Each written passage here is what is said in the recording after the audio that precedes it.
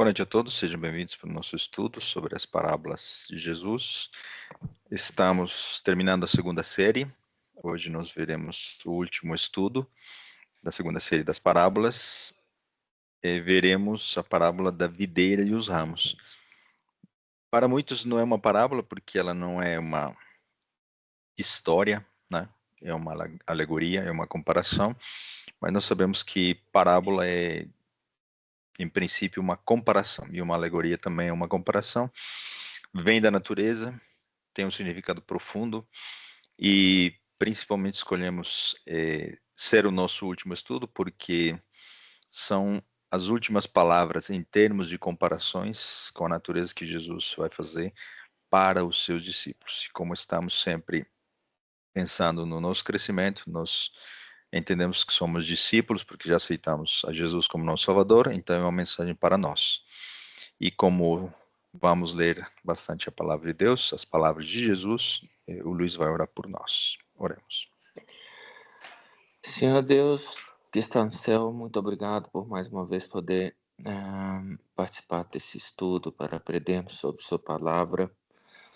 Obrigado pela presença de todos os irmãos aqui e que o Senhor use o Johan para passar esse estudo para nós, para que possamos sair daqui cheios da sua palavra e possamos sair melhores do que chegamos.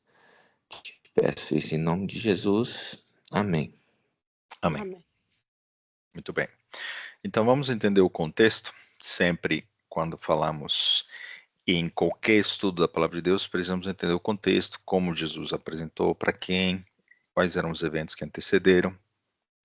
Então, nós colocamos o nosso grupo justamente para chamar a nossa atenção, né? Esta parábola é uma das últimas palavras, enquanto ainda todos os discípulos estavam reunidos junto com Jesus. Ela tem um significado profundo para a nossa caminhada cristã nesta terra. Jesus vai falar sobre verdades profundas da conexão que ele precisa ter com seus discípulos. Ele vai trazer elementos que vão chamar muito a nossa atenção, enquanto a disciplina, amor, repreensão, para que nós possamos gerar frutos. E vai falar do cuidado do pai, como o lavrador que cuidou dele e vai cuidar também de nós. Qual é o contexto histórico desta parábola? Ele contou esta parábola na noite em que ele foi traído. Então, ocorreu durante, provavelmente, a celebração da Páscoa, quando ele lavou os pés, ele partiu o pão e compartilhou o suco de uva, representando seu sangue. Então, João 13:17 são as histórias são as palavras de Cristo que apenas João capturou, e são eventos paralelos, essas falas de Jesus, aos eventos que são relatados em Mateus 26, ou seja, estamos falando do final da história de Cristo nessa terra, pouco antes dele ir para o Getsemane. Então, esses ensinamentos aconteceram nesse final de semana crucial para o fim do ministério de Jesus. Era uma quinta-feira à noite, era um momento solene, onde ele apresentou os símbolos do seu corpo e seu sacrifício, e podemos entender de que, sendo um dos últimos momentos onde estavam todos juntos antes da sua morte, Jesus tinha algo muito especial e profundo para falar para esses homens. Assim, quais são os eventos, mais ou menos, né, na cronologia? Mateus 26 vai descrever a cronologia dos eventos. João vai trazer mais ênfase sobre as palavras de Cristo, mas ambos se complementam. Então, Mateus 16, ele comenta a respeito da Páscoa, que é preparada por Jesus, falando uma profecia de que haveria um homem que me emprestaria um animalzinho e uma sala, uma mesa. Os discípulos prepararam a Páscoa acontece, o traidor é apresentado, Judas. Eles não entendem os simbolismos de Cristo, do seu corpo. Pedro recebe um aviso de que ele também seria um traidor, mas ambos receberiam a oportunidade, mas os dois reagiriam de maneira diferente. Estou falando de Judas e de Pedro, né? E logo depois eles se separam e Jesus vai ao Getsemane. Não porque Jesus queria se separar deles, é porque eles não o acompanharam, mesmo Jesus tendo pedido algumas vezes. Então, nessa perspectiva, João vai trazer detalhes exclusivos, como sendo o profeta, né, perdão, o discípulo do amor, na percepção dele, um coração aberto, ele vai revelar para nós, inspirado pelo Espírito Santo, as palavras de Cristo a respeito da oração sacerdotal em prol de todos os discípulos de todas as eras e a conexão ilustrada através da videira e os ramos, que será o centro do nosso estudo. Ok? Então, em que momento ocorreu essa ilustração? É muito provavelmente já no crepúsculo da noite, quando a lua estava iluminando aquela noite, eles se dirigiram para o Monte das Oliveiras e naquele local ele usou esse ambiente para ilustrar essa conexão. Logo em seguida, ele iria para uma oração intensa com seu pai e pediria que eles estivessem conectados em oração com ele, em intercessão ao Pai pelos seus últimos momentos de provação aqui na Terra. Então,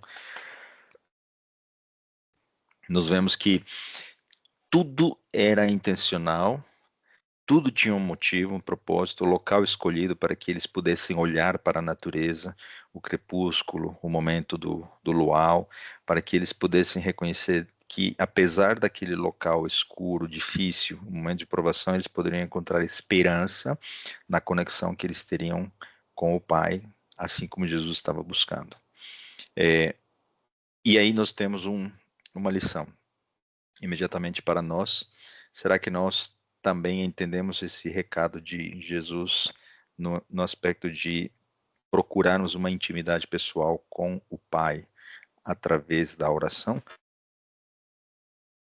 Vamos para o texto bíblico que antecede a ilustração da videira e os ramos. Mateus 26:36 diz o seguinte: Então chegou Jesus com eles a um lugar chamado Getsemane e disse a seus discípulos: Assentai-vos aqui enquanto vou além orar. Versículo 39.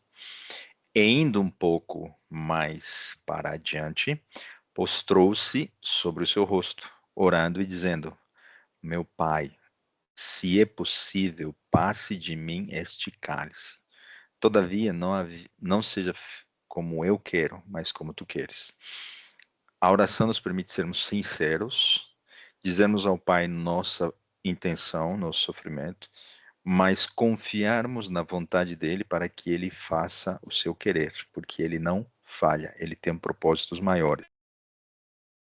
Assim o texto continua. E indo, uma segunda vez, orou dizendo: Meu Pai, se este cálice não pode passar de mim, sem eu beber, faça-se a tua vontade. No meio da escuridão, recebendo todo o peso do pecado de toda a humanidade, de todas as eras, e isso é algo inimaginável para nós, ele encontrava uma esperança no cumprimento da vontade de seu Pai. Porque no plano da salvação, ele sabia que haveria de sofrer e entregar sua vida, e essa era a esperança que ele tinha. Porque fora isso, ele não enxergava algo que pudesse sustentá-lo nesse momento tão difícil. Assim, vejamos o versículo 44. E deixando-os de novo, foi orar pela terceira vez, dizendo as mesmas palavras. Ele não tinha vontade de suportar aquela dor e aquele sofrimento, que ainda era espiritual, não era físico. Mas ele era sincero, ele estava conectado com o Pai e ele estava disposto a fazer a vontade do seu Pai. Isso nos ensina muito, né? Em relação à nossa dependência para com nosso Deus. Então vai vir aqui a ilustração, a alegoria da videira, como um motivo para que nós estejamos conectados a Jesus, porque ele está conectado ao Pai. Jesus aproveitou a oportunidade do local para que visualmente ele pudesse ensinar grandes lições para seus discípulos. Ele usou essas verdades de forma clara e direta, e a natureza foi o melhor local para que eles pudessem aprender. E nós estamos também aproveitando a natureza para relembrar, enxergar, indagar, investigar a respeito de lições espirituais que Deus tem para a nossa vida. Por que Jesus escolheu uma videira? Ele poderia ter escolhido uma árvore, um cedro, porque é forte, um carvalho, porque é frondoso. Ele escolheu, entre aspas, uma planta com um tronco que não poderia nem se chamar de tronco, é um galho que tem vários outros galhos menores, finos, que tem gavilhas, que tem ramos bem finos e depois aparecem as folhas. Não é uma árvore sequer, não é frondoso, não é forte. Essa ilustração é muito interessante, porque diferente de grandes árvores, a videira, ela precisa de um suporte. E esse suporte é dado pelo lavrador, que é o Pai. Então Jesus vai depender primeiro do Pai, para nos ensinar que essa é a fonte da sua confiança e do seu poder. E nós obtemos também o mesmo suporte, porque os ramos finos precisam serem apoiados nele, e conectados a ele, podemos obter os mesmos cuidados do lavrador, que é o Pai.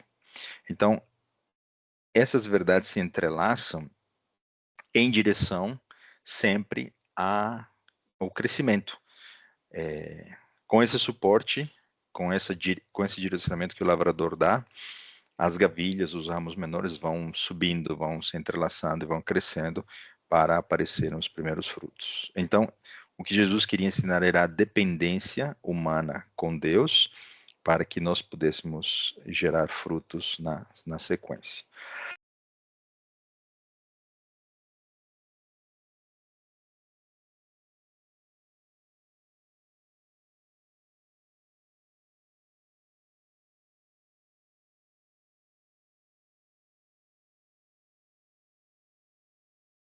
Johan, seu microfone silenciou aí.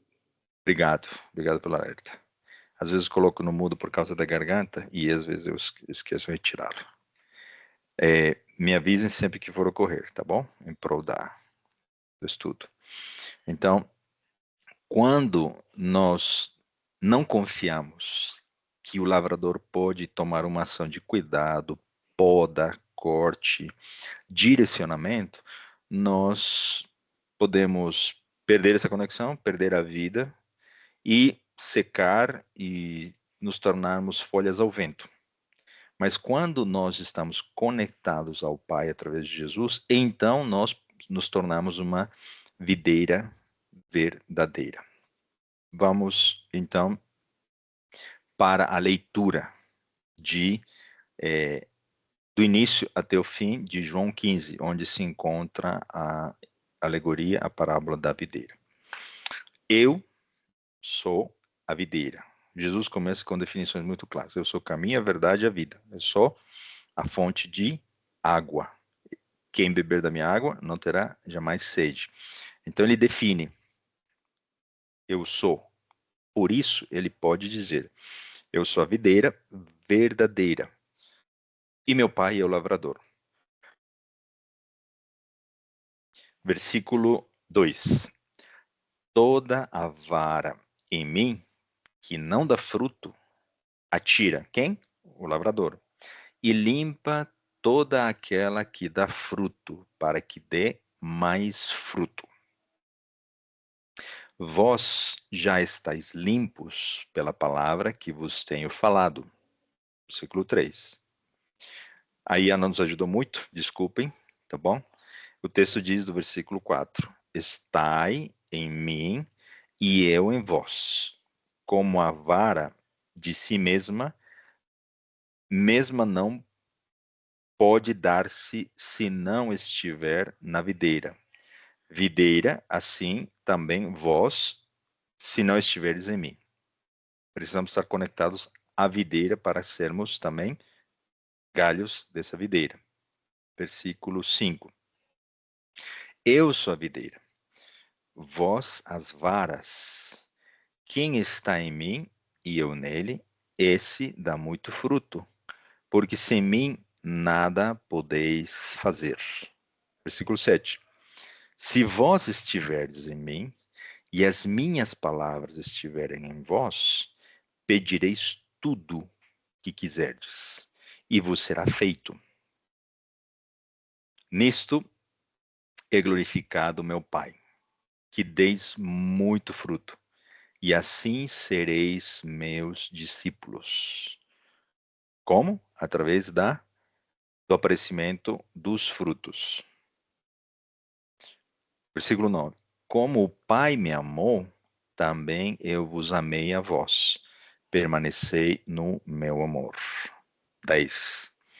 Se guardardes os meus mandamentos, permanecereis no meu amor, do mesmo modo que eu tenho guardado os mandamentos de meu Pai e permaneço no seu amor. Tenho-vos dito isto, para que o meu gozo permaneça em vós e vosso gozo seja completo. 12. O meu mandamento é este, que vos ameis uns aos outros, assim como eu vos amei. Um dos maiores reflexos de que estamos conectados à videira é que amaremos ao nosso próximo, assim como ele nos amou. 16. Não me escolhestes vós, a mim, mas eu vos escolhi a vós, e vos nomeei para que vades e deis fruto, e o vosso fruto permaneça, a fim de que tudo quanto o meu nome pedirdes ao Pai, ele vô-lo conceda. 18. Se o mundo vos odeia, sabei que primeiro do que a vós, me odiou a mim. 19. Se vós fosseis do mundo, o mundo amaria o que era seu. Mas porque não sois do mundo, antes eu vos escolhi do mundo, por isso é que o mundo vos odeia. E assim termina a alegoria, a parábola da videira. Vamos examinar agora os pontos mais importantes e sempre fazermos alguma aplicação espiritual para cada um de nós. A definição clara com a qual Jesus começa, ele é a videira verdadeira. Ele é a fonte da nossa esperança. Somente Jesus pode fazer essa declaração. É porque ele se colocou dependente do lavrador que era o Pai. O Pai o enviou.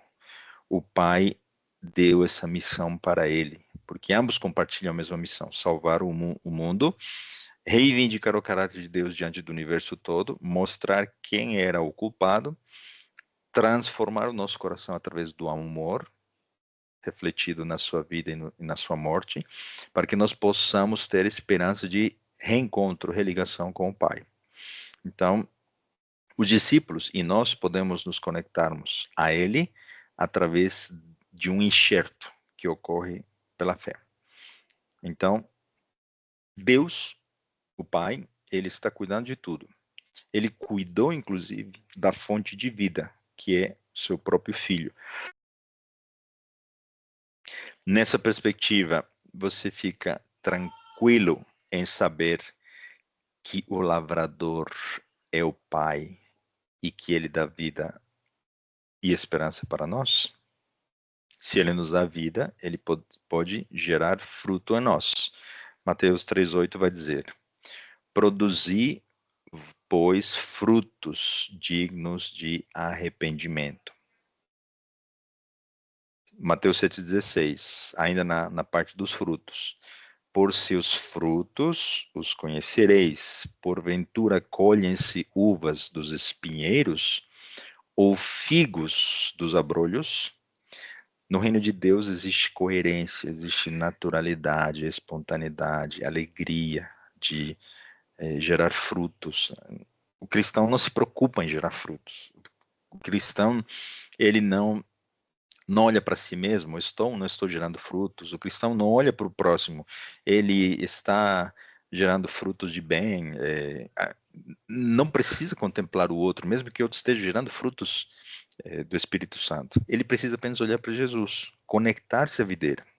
Quando invertemos a direção da nossa atenção e começamos a olhar para o outro, seus erros, seus acertos, suas virtudes, seus frutos, certos ou errados, nos desconectamos de Cristo e então começamos a secar, olharmos para nós mesmos, começamos a nos vangloriar, entristecermos porque não geramos fruto, porque depois de muitos anos, poucos meses de existência no mundo espiritual, bebês ou adultos na fé, e nos tornamos o centro da nossa própria atenção e começamos naturalmente a gerar o quê? Crítica, desânimo, e os espinhos começam a aparecer e nós nos secamos espiritualmente. Nessa perspectiva, precisamos apenas depender da presença do Espírito Santo para que ele possa gerar esse fruto. Pois o fruto, ele vai refletir o caráter do seguidor. E Gálatas 5 vai mostrar que existe apenas um único fruto, o amor, que tem vários gomos, como assim a uva tem, né? Que seriam eles: paz, alegria, longanimidade, benignidade, bondade, fidelidade, mansidão, temperança. Tudo como reflexo ou descrição de um caráter puro e santo que é de Cristo. Então, quem está conectado com Cristo recebe seu amor, principal fruto, o único fruto. E as características desse fruto são essas que eu acabei de mencionar. Então é impossível para o ser humano gerar bondade, benignidade de maneira natural. É impossível. Somente o Espírito Santo pode fazer isso por nós. Mas ele não vai fazer se nós não nos conectarmos com a videira. Aí entra a aliança entre o humano e a participação divina. Ok? Então, nessa perspectiva, a única prova que o juízo ou o próximo, ou inclusive o inimigo, poderá ter de que nós somos discípulos de Jesus verdadeiros, é que estamos gerando fruto.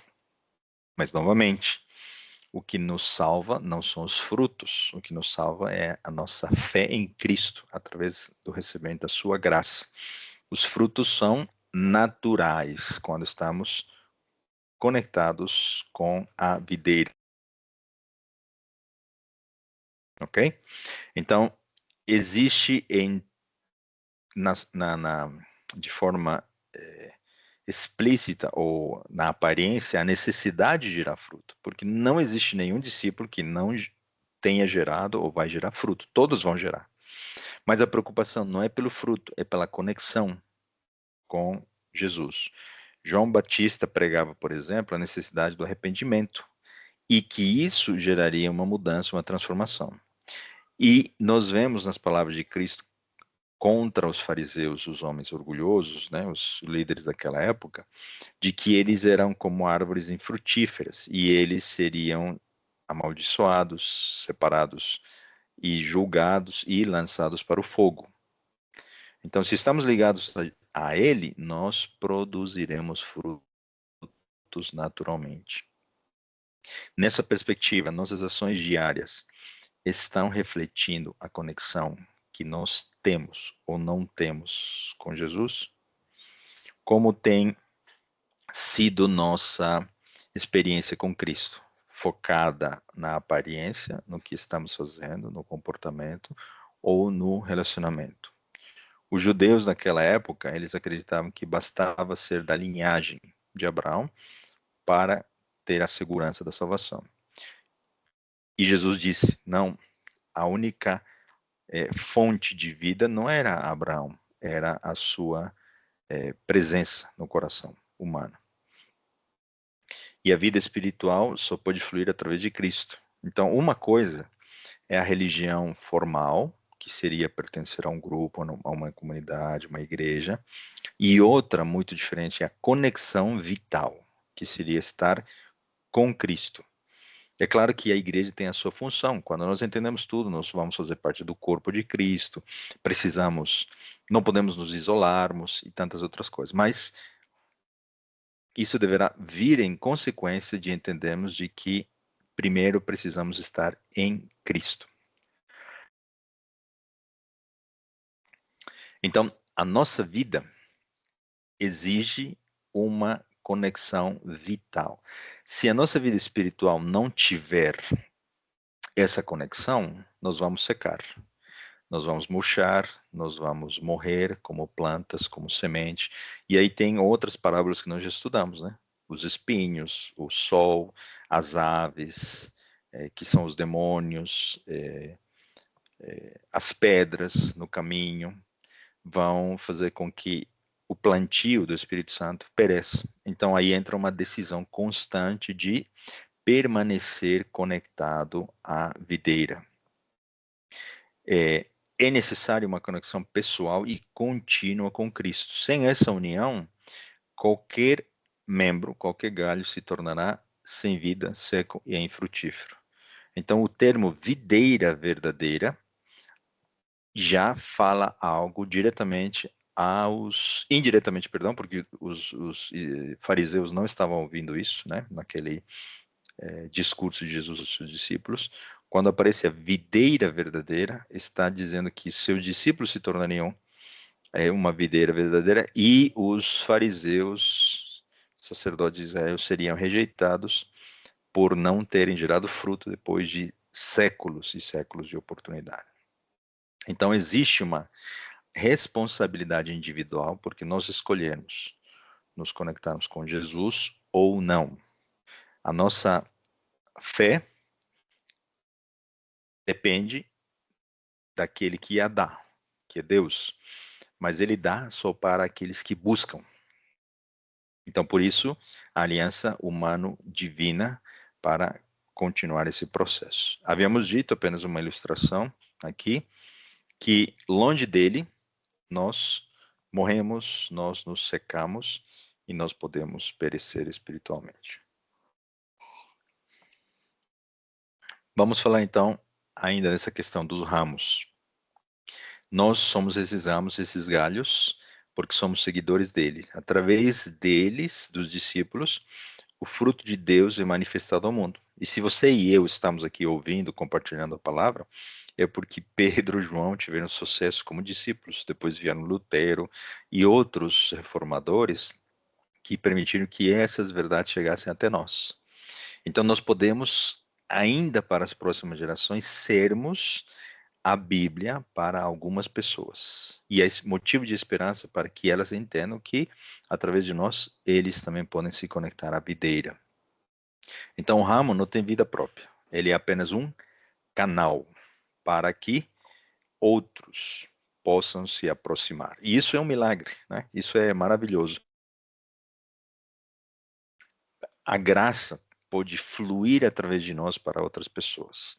Nós apenas somos um canal, um instrumento, um meio.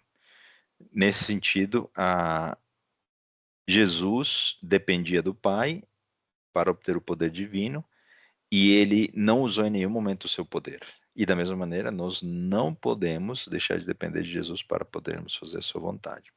Então, o Pai plantou na eternidade, cumpriu quando Jesus se encarnou, e ali começou o momento histórico real do plantio dessa videira nesta terra. Então, perceba, embora Jesus fosse o próprio Deus em pessoa, na mesma essência do Pai, ele teve a humildade infinita para fazer a vontade do Pai e não a dele, que naquele momento era o quê? Deixar de sofrer. Era justo ele interromper o seu sofrimento. mas ele escolheu a injustiça porque sabia que seu pai tinha um propósito maior. E nós somos submissos a Cristo ou nós queremos inclusive controlar o que Jesus pode fazer por nós, cobrando bênçãos, cobrando respostas, exigindo mudanças no trato de outras pessoas em relação a nós, exigindo talvez bênçãos, emprego, saúde, quando nós deveríamos permanecer na videira, apesar das dificuldades, porque isso é uma das maiores provas de que dependemos de Deus, falando a respeito da humildade dele, refletida na nossa humildade também. Então, muitos foram atraídos para esse Jesus amoroso pela beleza do seu caráter, pelo amor que ele tinha pelas crianças, pelos enfermos. Eles declararam, ao segui-lo, haviam os sinceros e aqueles que queriam apenas as bênçãos, né? Mas Jesus foi implantando no coração deles essa semente, para que esse impacto inicial pudesse ser a escolha diária de seguir a Jesus, se tornar seguidores. Vamos adiante, nessa questão da dependência com Cristo. Então, nós escolhemos o quê? A dependência. Nós não escolhemos sermos orgulhosos. Nós não escolhemos nos afastarmos de Jesus. Isso é natural. A nossa tendência é o orgulho, o autocontrole, tentar decidir tudo pela nossa vida, ninguém se intromete com as nossas decisões. E se isso se reflete em relação ao nosso próximo, isso também se reflete em relação a Deus. Naturalmente, nós não temos o desejo de que Deus faça a vontade dele na nossa vida. Então aí entra o quê? Esse processo de entender. Se Jesus fez isso com o Pai, nós muito mais precisamos ter humildade para que ele possa governar a nossa vida. Os líderes judeus, eles, cheios de orgulho, e era uma escolha deles, né, permanecer assim, enxergaram a Jesus como uma figueira seca, um falso profeta, um filho de Belzebu, qualquer coisa, menos com a procedência divina. Então eles machucaram, pisotearam, humilharam nosso querido Salvador. Tentaram destruir a sua vida, seu legado, e matar os seus seguidores. E eles acharam por algum momento que haviam conseguido, mas a verdade prevaleceu.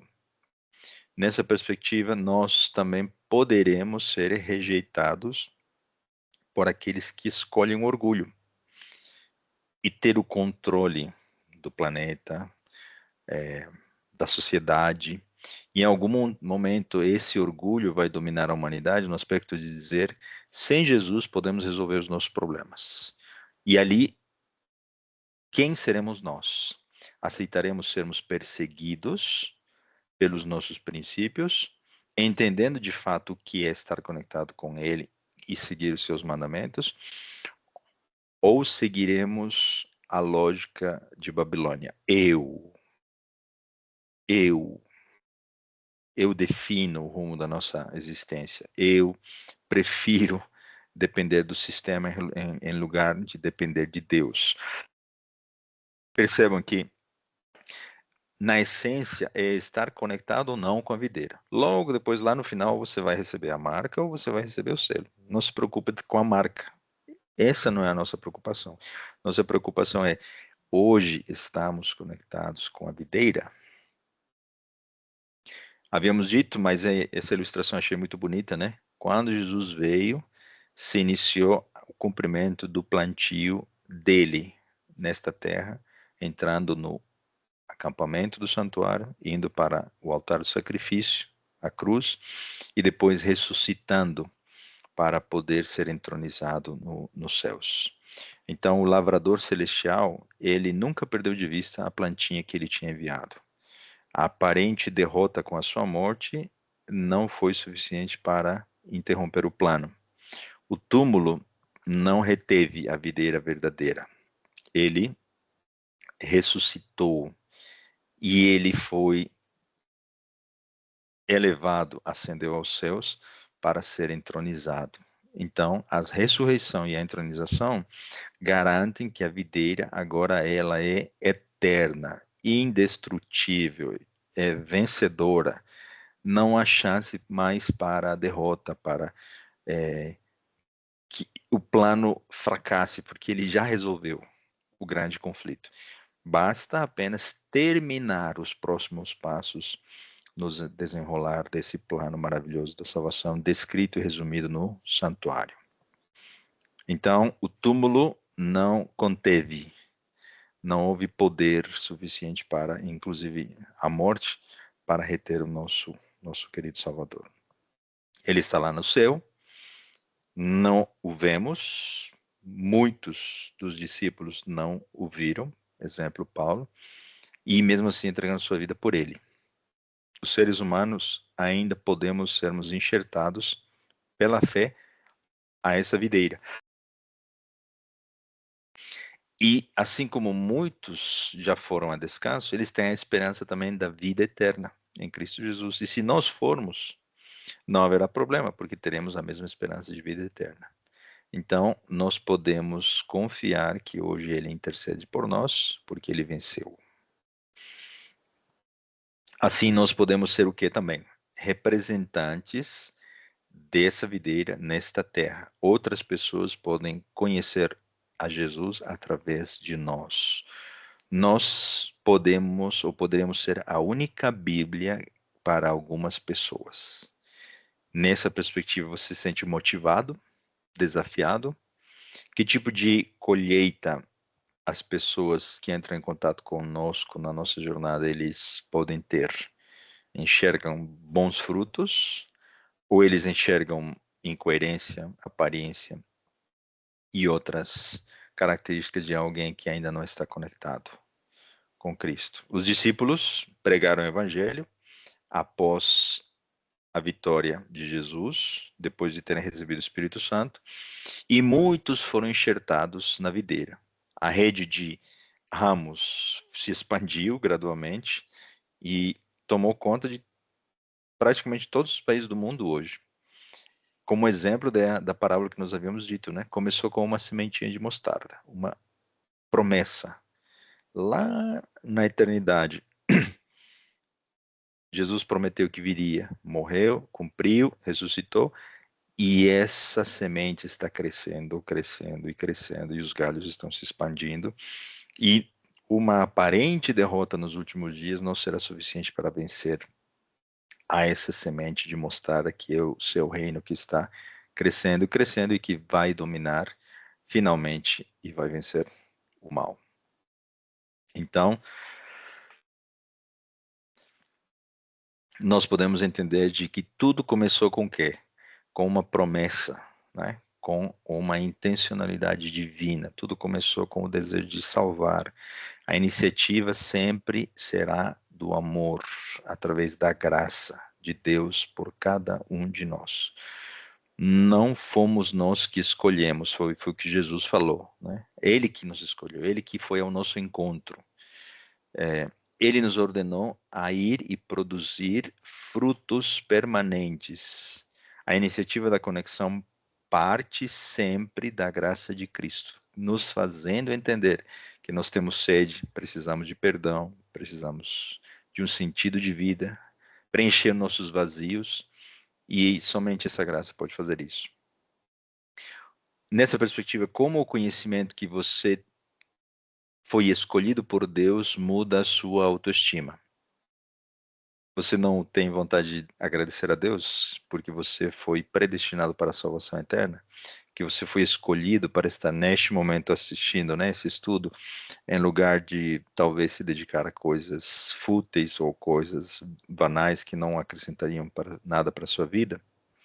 Então, esse processo natural, né, espiritual do crescimento, através da fé, do enxerto, é a alma do cristão. Essa união precisa ser estabelecida para conectar o quê? A nossa fraqueza com a força divina, nossa incapacidade de fazer algo por nós mesmos diante do poder imensurável de um Deus que pode transformar nossa vida.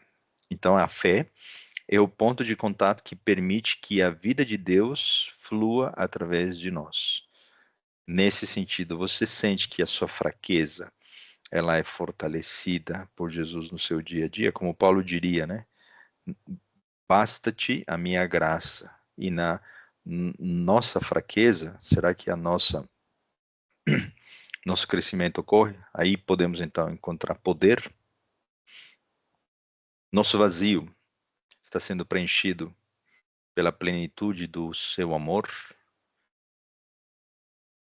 Nossa fragilidade encontra o poder duradouro do Salvador na nossa experiência diária.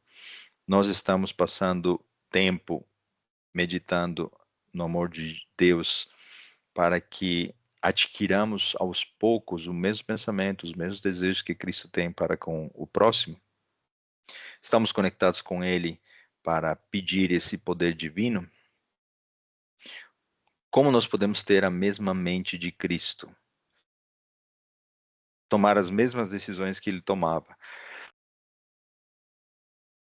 Falar as mesmas palavras de ânimo, de conforto, de perdão para os outros, mesmo em situações difíceis. Tudo isso é possível apenas por desejar e buscar estar conectado com Ele.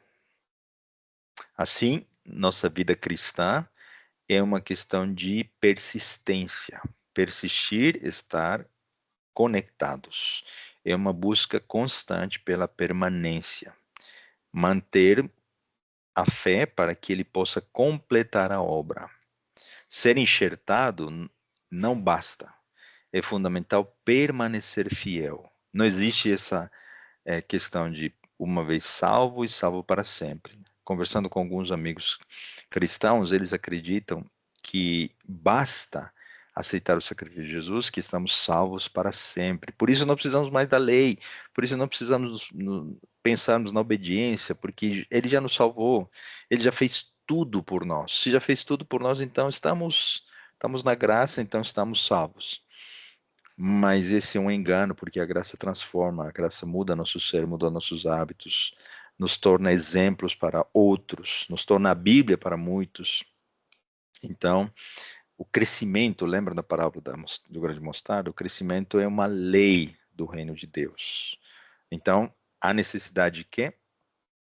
De mudança na perspectiva divina, e não uma mudança por busca, né? Apenas pela mudança. Assim como Jesus tem um plano e é um processo longo, resumido nos passos do santuário, nossa vida cristã também não se resume a um evento, um encontro com Deus, há alguns meses, anos atrás e acabou.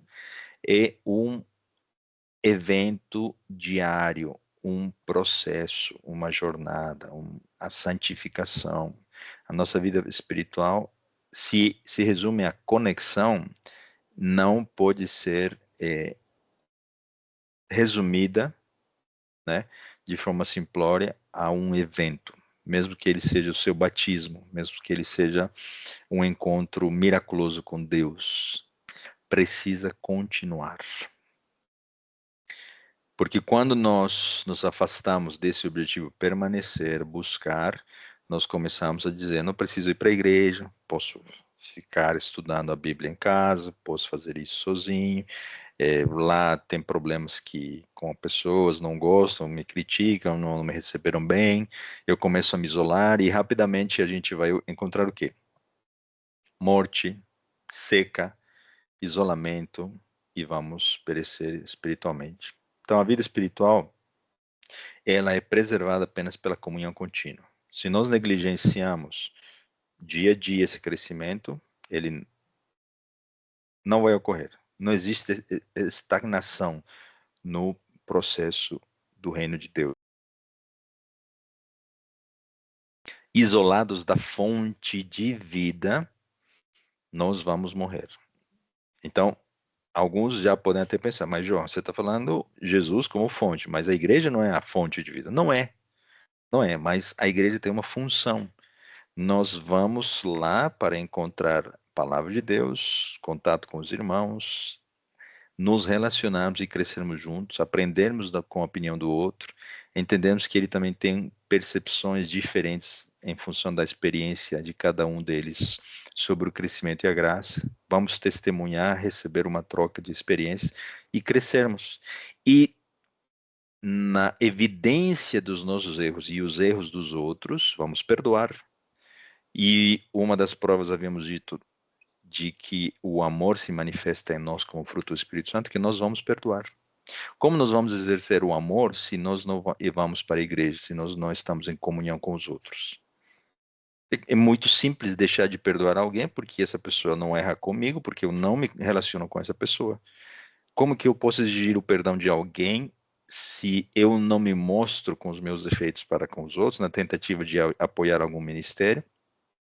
Não dou a chance da outra pessoa me perdoar porque ela não está se relacionando comigo e então ela não está enxergando os meus defeitos.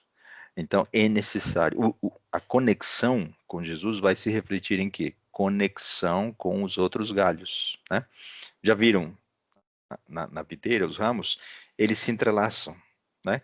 Um galho com o outro, eles se entrelaçam, giram e vão avançando pelo suporte que o pai vai colocando para que os frutos logo depois apareçam, quando o suporte é bem colocado e nós permitimos que esse suporte apareça.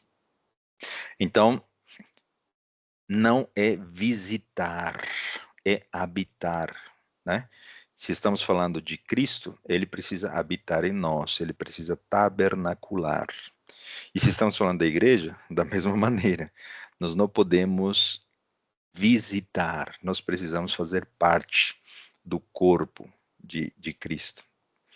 É necessário continuar, perdão, permanecer, persistir.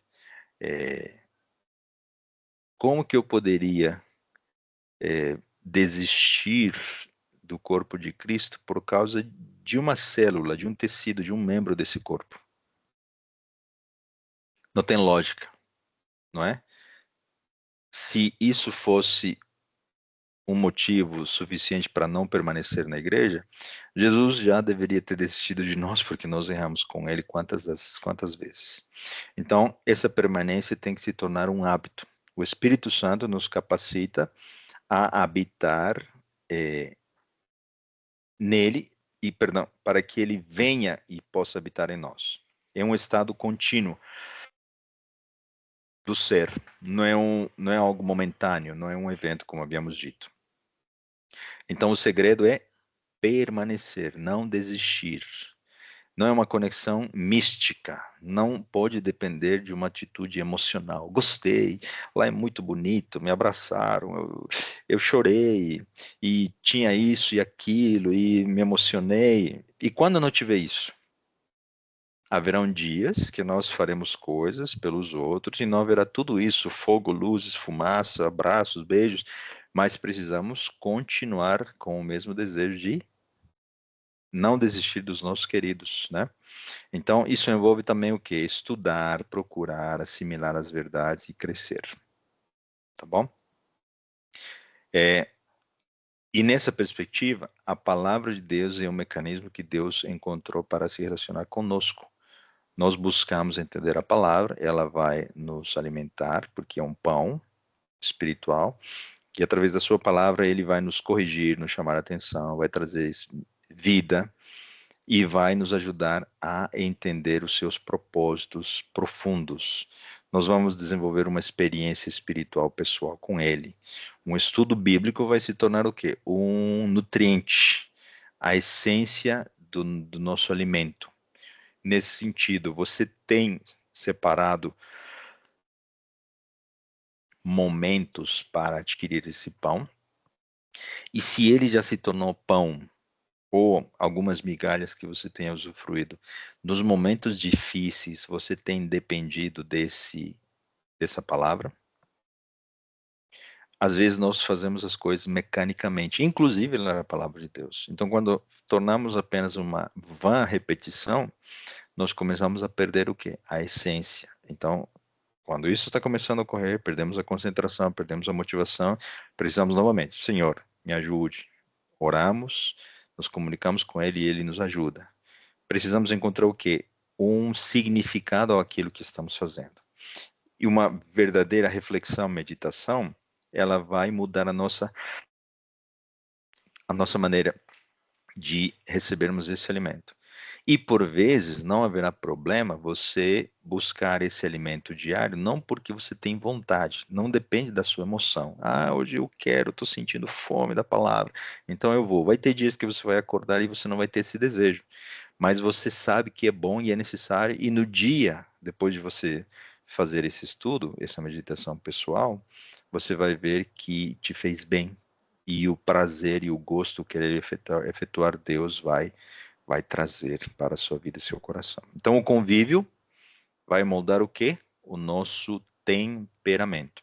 Nós somos transformados por aquilo que nós contemplamos. João, o filho de Trovão, se tornou o discípulo amado. Dia após dia, continuamente, ele admirou tanto a Jesus que ele se tornou aquilo que Jesus queria. Foi moldado pelo amor de Jesus. O convívio com Jesus é capaz de reformar até os traços de caráter mais duros, arraigados, difíceis de qualquer pessoa. Você conhece suas dificuldades. Qual é o traço de caráter que você gostaria que Jesus te ajudasse a mudar? Vamos confiar que, olhando para Ele, nós podemos dia a dia, aos poucos, a conta-gotas, né? Mudarmos a nossa maneira de pensar, o nosso caráter, nossa personalidade também. Para que de glória em glória, né, possamos receber o milagre de pensar como Ele, querer como Ele. Vamos falar aqui nesse final de estudo, nos minutos que nos restam, sobre uma das atitudes do lavrador, que é o pai, em relação aos galhos, aos ramos, que é podar. Então, a dor da poda gera frutos eternos. Qual é o propósito da poda? Todo ramo que precisa de uma correção, ele será o quê? Cortado, não o galho completo, né? Não estamos dizendo que ele vai eliminar a nossa vida, não. Ele vai direcionar, colocar o suporte, ele vai cortar algo que está crescendo numa direção equivocada. Essa poda, ela é simbólica, ela é espiritual, e o objetivo é o quê? Que mais frutos apareçam, que a direção seja retomada para um local que Deus deseja. Para o crescimento é necessário que exista em nós um momento de entendermos que nós não podemos fazer nada por nós. E em muitos casos, nós só vamos entender isso quando nós sofrermos dificuldades, crises, provações. Por isso, Jesus é o nosso maior exemplo. Ele, ao lado do Pai, sofreu, não estava na aparência ao lado dele, mas Deus, o Pai, estava com ele, e ele prevaleceu acima da dor e do sofrimento. Nessa perspectiva, a dor e o sofrimento podem ser enxergados com um propósito maior. Não são castigos, são preparativos para o reino eterno, são preparativos para testemunho, são preparativos para que sejamos canal de bênção. Olha aquela pessoa, como ela ainda confia no seu Deus, embora esteja em dificuldade. Para muitos, seremos como Jó. Sofremos, as dificuldades continuam, permanecem, mas as pessoas olham como essa pessoa pode permanecer ainda nessa igreja, confiando em Deus, mesmo que as coisas não mudem. Nessa perspectiva, né, Paulo diria, né, nas entrelinhas, que é uma bênção ser perseguido, sofrer em nome de Jesus. Então, Deus, o lavrador, ele vai cortar alguns apoios inúteis. Nós precisamos abandonar alguns suportes terrestres para buscar sempre a direção superior, em direção a Deus. algumas folhagens excessivas, algumas folhas que têm apenas aparência de fruto, mas não estão gerando fruto. Ele vai o quê? Podar, vai doer, precisa nos mostrar, ele precisa remover. É necessário abrir espaço para que os frutos apareçam. Então Deus remove aquilo em que confiamos indevidamente, né? Nossas forças, nosso emprego, nossas finanças, para que nós possamos o quê? Confiar nele.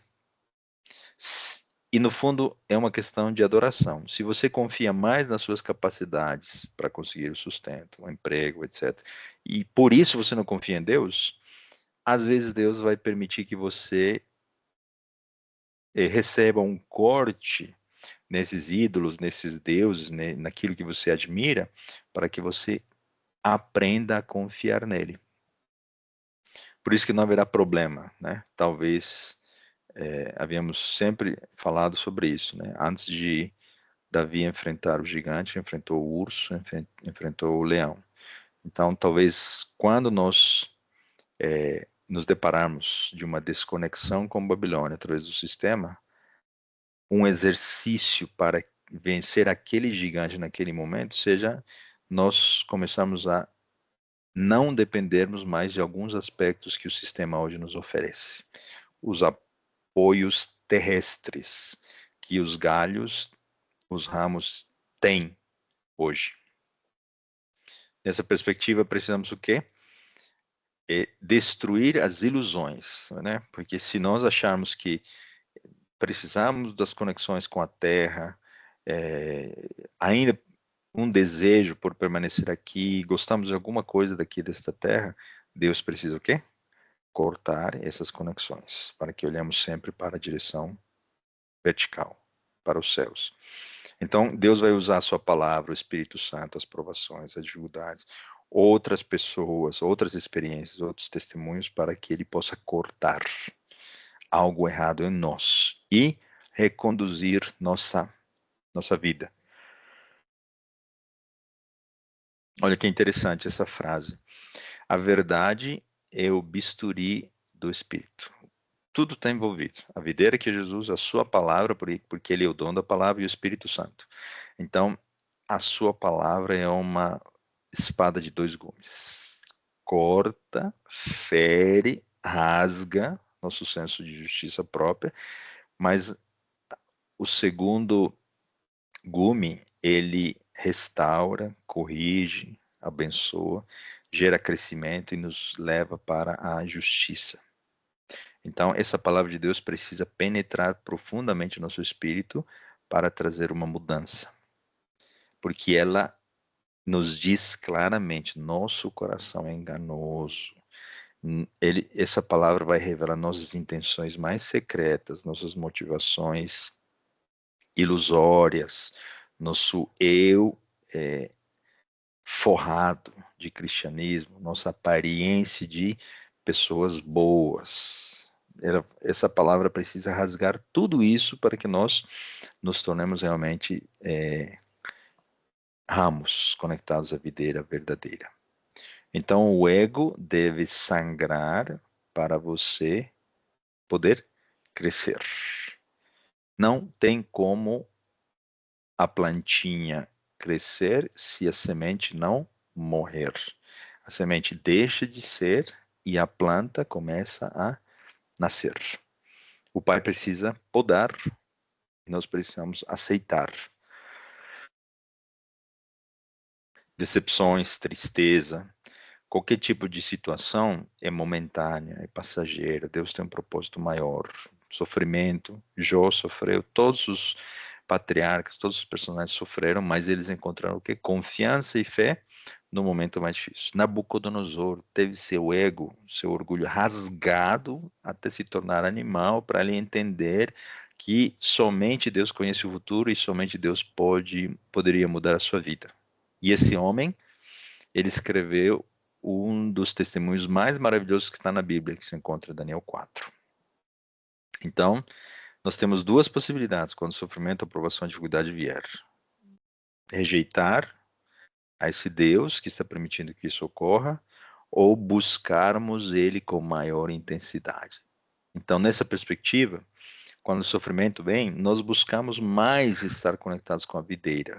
E ali nós vamos reagir em função qual é a nossa decisão, permanecer, não persistir, ou vai ser natural me afastar dele porque eu não decidi conhecê-lo, não decidi me isolar, né, do corpo de Cristo. Então, às vezes, nós achamos que estar próximos da igreja, visitar, né, de Jesus, ler de vez em quando, ir aos sábados para a igreja, ler de vez em quando a lição, estudar a Bíblia uma vez ou outra, é suficiente. Não é. Precisamos do enxerto, precisamos de alguém cortando, conectando, amarrando e deixando que o tempo passe para que a sávia, né, possa passar da videira para os galhos. Então, alguns exemplos de pessoas que estiveram próximas de Jesus, da videira, mas não salvaram. Judas Iscariote traiu, pecou contra ele, se tornou uma ferramenta de Satanás, e ele finalmente se suicidou e foi rejeitado, cortado da videira, não porque Jesus não o amou, ao contrário, foi a escolha dele. O que essa experiência fala para nós? E Judas fala muito, né? Que o instrumento que Satanás vai usar no fim será alguém que fala em nome de Jesus, diz ser seguidor dele, mas controla o quê? Quer controlar o próprio Cristo, né? Dizendo, eu tenho direito de alterar a lei de Deus. Então vejam como Judas é a ilustração daquele poder que ainda vai trazer, vai ser instrumento de Satanás para levar o mundo ao engano. Então, uma coisa é ter uma profissão de fé, acreditar, seguir um movimento religioso, e outra coisa é fazer parte do corpo de Cristo. Uma conversão genuína vai gerar uma mudança real na nossa vida. Ter um nome escrito na nossa igreja não é garantia de salvação. E estamos chegando para o fim do nosso estudo, né? Deus nos dá a liberdade para que dia a dia possamos escolher ou aceitar Jesus, nos conectarmos a Ele, ou continuar seguindo nossas tendências pecaminosas. Podemos escolher nos separarmos dele e da sua vontade. Será triste para Deus, mas entendendo tudo que nós já estudamos, santuário, profecias, 2 séries sobre parábolas, creio que a única coisa que nos resta é o quê? Ficarmos maravilhados com o amor de Deus, os propósitos profundos de Jesus, desde a eternidade, explicando o seu grande amor, a sua graça, através de histórias muito simples, exemplificações da natureza, para que nós possamos ter vida nele e já viver os elementos do reino eterno de Deus nesta terra, amando, perdoando, cumprindo a missão, pregando, ajudando os outros, para que sejamos a Bíblia que algumas pessoas terão. Então, que Deus nos abençoe para que nós possamos conhecer esse Deus. Nós terminamos com o texto de João 17, que faz parte da oração sacerdotal de Jesus, que veio depois que Jesus contou a experiência da videira. E a vida eterna é esta, que te conheçam a ti como o único Deus verdadeiro, e a Jesus Cristo a quem enviaste. Que nós permaneçamos com esse propósito. Conhecer a Jesus é tudo. Que Deus nos abençoe. Vamos orar? Querido Pai, nosso bom Deus, Senhor, agradecemos mais uma vez a oportunidade, o privilégio de podermos sermos chamados teus filhos. Obrigado, Deus, pelo convite para nos conectarmos à videira. Senhor, às vezes não entendemos os teus propósitos. Em muitos dos casos, assim como aconteceu com os discípulos, mesmo ouvindo as tuas mensagens, mesmo sabendo, estando aparentemente perto de ti, nós nos afastaremos de ti por causa das dificuldades, das provações, assim como Pedro, talvez nós já negamos a nossa fé na tua igreja, nos seus princípios e, sobretudo, no conhecimento que nós dizemos ter sobre ti. Mas, Senhor, nos perdoe porque, assim como Pedro, ele entendeu aos poucos o teu amor através do perdão, e depois ele cresceu, recebeu o dom do Espírito Santo, se transformou num homem poderoso para a tua causa. Nós queremos ter a mesma experiência, não olharmos para os nossos pecados, nossa natureza, e sim olharmos para teu Filho, para que ele possa nos transformar. Nos conceda, Senhor, a bênção de receber o teu perdão, o Espírito Santo, e que o fruto do amor se manifeste nas diversas características através da nossa vida. Que nós persistamos a cada dia e que nós tenhamos o privilégio ainda de podermos estudar numa próxima série, que o Senhor possa colocar na nossa mente e nosso coração esse desejo de estudarmos em grupo, em comunidade, mas nunca percamos o desejo de estudar individualmente também. São bênçãos que nós pedimos e agradecemos. Em nome de Jesus. Amém.